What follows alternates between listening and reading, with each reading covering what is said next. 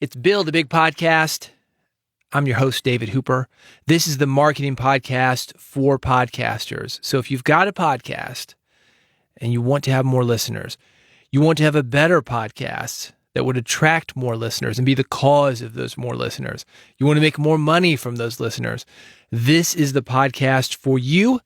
You can subscribe at bigpodcast.com/subscribe. Made it easy for you. bigpodcast.com/subscribe. I have been testing the new release of Audacity 3.0. It's not out yet, but there is a release candidate. It's an alpha version. It's got some bugs. If you're hearing this, I have successfully recorded and edited it in Audacity 3.0. I actually found a bug. I didn't know if it was me or them. And I went to the guys that were doing Audacity, the programmers, and I said, hey, I got this thing, man. Could be a bug. The previous version wasn't acting like this. Maybe it's me. Let me know. And they said, yeah, it is a bug. Thanks for letting us know. It's fixed now. It's coming out in a couple weeks. Be watching for it. I will let you know here. I love Audacity. A lot of people make fun of it, but I've been using it probably since 2001, 2002, very early on in Audacity's life. I think it was publicly released in 2000. It started in 1999 as a project, just with a couple students. But I've been using it a long time, since before podcasting for me, and I think it's great. I think it's super empowering to be able to have a free software that's so powerful that anybody can download. It's cross-platform, and it can make anybody sound great if you know what to say, if you've got a good mic, and if you're willing to do the work. So check it out, Audacity 3.0. It is a big upgrade, and I will have more information on that coming soon. This episode, I'm talking about junk guests and working with publicists that try to shovel these junk guests on you. It will happen to you probably sooner than later. You'll have somebody come out of the woodwork, hey, I love your podcast, it was great, and try to shovel all sorts of people onto you. Because these publicists, they work for the people that they're booking. The agents, they work for the people that they are booking. They want to keep those people happy. Your podcast may be the low-hanging fruit. Unfortunately, a lot of podcasts are. This is something that I tell people not to do. Don't take any person that comes to you. But a lot of people do, because they don't have those skills. They're not able to do a solo episode. Oh, I need to do an episode this week. I don't have a guest. What am I going to do? I'll just take this guy that somebody came to me that I don't know who she is. She says he's good. Well, this is the story of somebody coming to shovel somebody on me, how I handled it. This was not something I was going to release here because, I don't want to talk bad about people, man. I don't want to do it. Regardless, let's get to it. This is my story about junk guest and working with a publicist who was relentless in trying to shovel one of these junk guests on me. It's a common problem when you have a successful podcast or radio show where you've got a lot of influence over a community. People will come to you and they'll try to do two things. One, they will try to make themselves look bigger than they are to get your attention. But the second thing is that they will try to use your platform to make themselves look bigger than they are to the world. Everybody wants a boost from being on your podcast. That is why they are coming to you and asking to be on your podcast. But as they say in Texas, some of these guys, they're all hat, no cattle. And I'm going to give you an example. I had a publicist email me. The client, he's had a lot of press. He's in something they call top 40 under 40. You might have seen the top 30 under 30. They do it in all sorts of industries. The top 30 under 30 in finance, the top 30 under 30 in Nashville, the top 40 under 40 in music. It was called a power players list, whatever that is. You might have seen something similar like the best of, then whatever your city is, the best of Nashville, the best of Memphis, the best of New York. And what they will do is they will have different restaurants or dentists or LASIK surgeons or chiropractors say, hey, vote for us in the best of blank. And it's a great opportunity to increase circulation. It's a great opportunity in those issues to get advertising from these different businesses.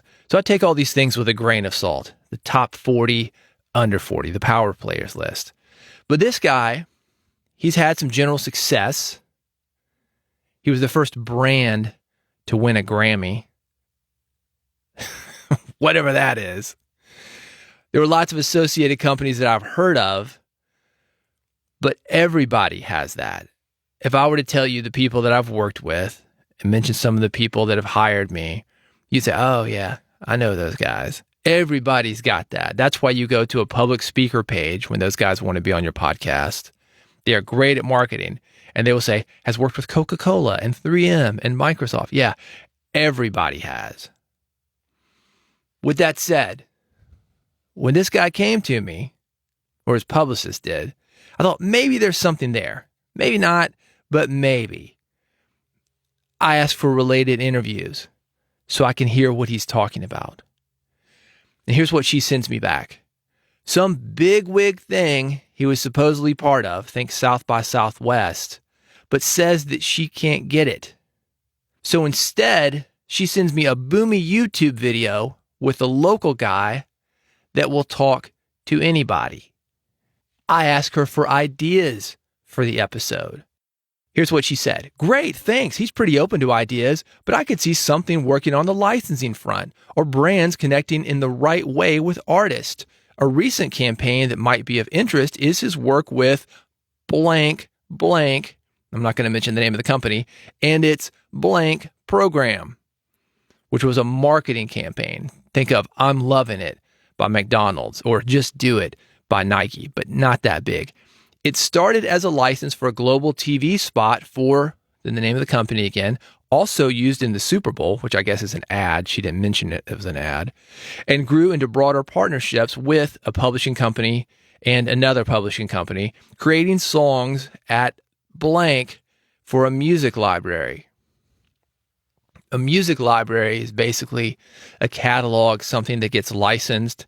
If you think about flying on a long flight, any of the big airlines, they would give you headphones that you plugged into your seat, and there would be a radio station, maybe a country station, maybe a pop station, maybe an urban station. That's the kind of music licensing he was talking about. He can also talk general biz news that may come up. So with that said, I just explained it to you, but I've really got no idea what she's talking about when it comes to this episode. I tell her to send me the South by Southwest video, the equivalent of it, when she gets it. And I also tell her that we need something more than just general commentary. We can get general commentary from anybody. I could do general commentary. My producer could do general commentary. We could take a guy off the street and get general commentary. She comes back with this. She mentioned she can get somebody from the company that licensed the music, like the creative director. Again, I want you to think about Nike. Now I'm interested because that's a huge campaign and I want to know the behind the scenes of it. So I said, great, let's do it. Then she comes back and she says she can't. This is the issue. This is why I'm telling you this story.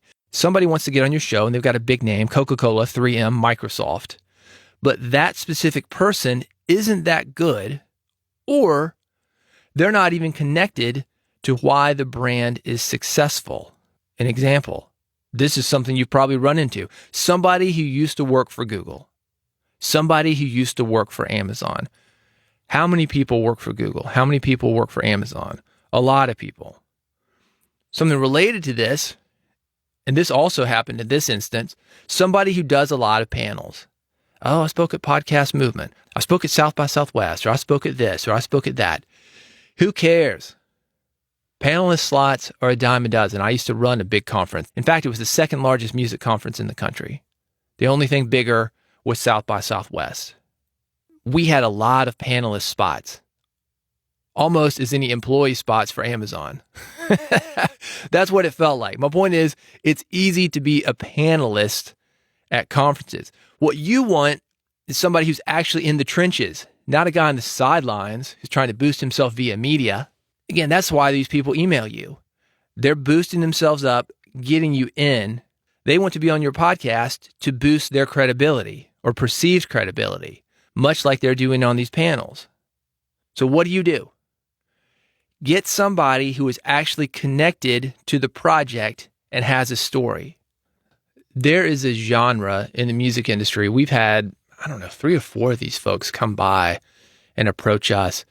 And they are women who have dated famous rock stars. One of them dated one of the guys from the Beatles. One of them was a groupie, what you would call a groupie, and a pretty well-known one. But she had slept with a lot of rock stars, and that was her story. You know, I don't know. Is it a story there? Maybe. I mean, maybe you could work something out where you're talking about the culture, or you're talking about the sexual revolution, or women's empowerment, or what your life has been since, you know, what you thought it was going to be, what it was, and what your life has been like since.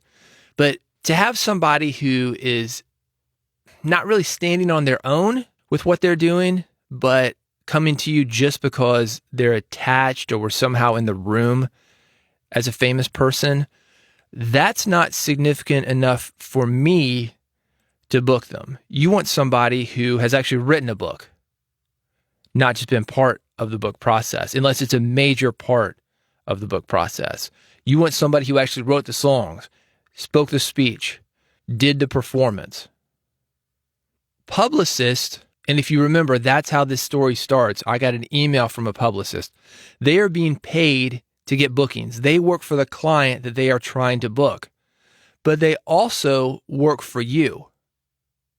You're not paying them, though. The guy they're trying to book is the guy paying them. So do not let them get away with sending a junk client your way. You don't ever need to feel bad about turning down a publicist. You don't ever need to feel bad about turning down a guest.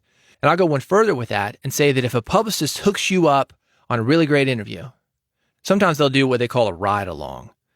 They'll say, I've got this big artist or this big celebrity, and if you book this D-lister or this guy who's on the come up, I'll let you have this big celebrity. You know, maybe that's worth it. Maybe there's a story in there for the lower guy. I don't know. But don't take publicist junk. When you start lowering your standards, that's what's going out into the public, and that's how you get judged. Always keep your audience in mind, and also think about just the limited time and energy that you have to book guests and edit shows and publicize your own podcast. There are exceptions to the rule. There are reasons why you would want to bring in a D-lister. But if the guy can't stand on his own and the episode isn't going to be good, it's not worth it. So consider that when you're booking your next guest, via a publicist or not via a publicist. Don't lower your standards because it's tough to turn somebody down because you don't want to hurt somebody's feelings. That's the story. You probably experienced something like it. I can't blame somebody for trying to do their job, but that is not an excuse for you not to do your job. Make sure that you have high standards for the guests that you bring on your podcast, not only in the content that that guest is going to deliver, but also in the audio quality that that guest brings to the table. I don't care who they are. If they're coming in with earbuds or with the Blue Yeti on the other side of the room and it sounds like they're in a cave, and if they're telling you, oh, I've always used my computer mic, never had any complaints, I've done 100 podcasts this way. Well, they don't have to do yours. If they don't sound good, don't let them on. They need to sound respectable. If you want more from me, I'm at bigpodcast.com. This podcast specifically at bigpodcast.com/subscribe. I've got several marketing podcasts, many of them for podcasters, and they are there for free for you. bigpodcast.com/subscribe. Whether you've got an Android, an iPhone, you want an old-fashioned RSS feed, I've got you covered. bigpodcast.com/subscribe. Thank you for listening to Build a Big Podcast. I'll see you soon.